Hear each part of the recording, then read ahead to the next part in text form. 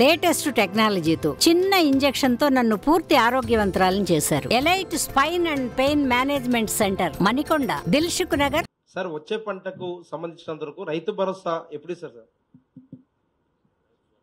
Rythu Bharosa sir, Rythu Bharosa పైన రైతులందరూ కూడా ఎదురు చూస్తారు. వచ్చే పంటకి ప్రభుత్వం ఎప్పుడు ఇస్తుందని. ఏమండి, 10,000 బదులు 15,000 రూపాయలు ఇస్తామని చెప్పారు కదా సార్.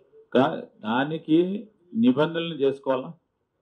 ఖరీఫ్ పంట రావాలి కదా, మీరే చూస్తారు. ఒకటి తర్వాత ఒకటి మేము పనిచేస్తూ మేము ప్రజలకు ఇచ్చిన వాగ్దానాలను తీసుకుంటాం. రైతు భరోసాతో పాటు ఇంకా అనేక మేనిఫెస్టోలో పెట్టిన అనేక అంశాలు ఉన్నాయి.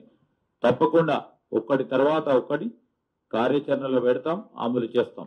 మంత్రి గారు, పంటకు క్వింటాల్కు సంబంధించి అంటే ఒక 40 కిలోల బ్యాగ్కి 4 కిలోల వరకు తరుగు తీసేశారు. అంటే క్వింటాల్కు 10 క్వింటాల వరకు రైతులకు నష్టం జరిగింది. ఎప్పుడు ఈసారి అంటే తరుగు తీసేశారు, 10 కిలోల వరకు నష్టం జరిగింది. దానిపైన ఏమన్నా చర్యలు తీసుకోబోతుంది?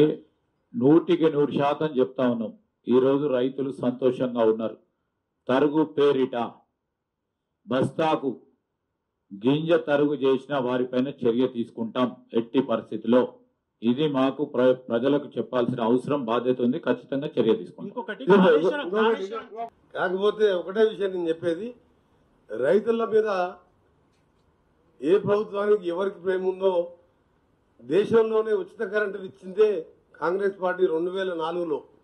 అప్పుడున్న పాలకులు ఉచిత కరెంట్ ఇస్తే బట్టలు ఆరేసుకోవాలని చెప్పిన పరిస్థితి నుంచి రైతులకు అండగా ఉన్న యూపీఏ ప్రభుత్వం, మన్మోహన్ సింగ్ గారు కూడా సోనియా గాంధీ గారి నాయకత్వం 70,000 కోట్ల రుణాలు 20 ఏళ్ల కింద, అంటే ఇవాళ 7 లక్షల కోట్లతో సమానం.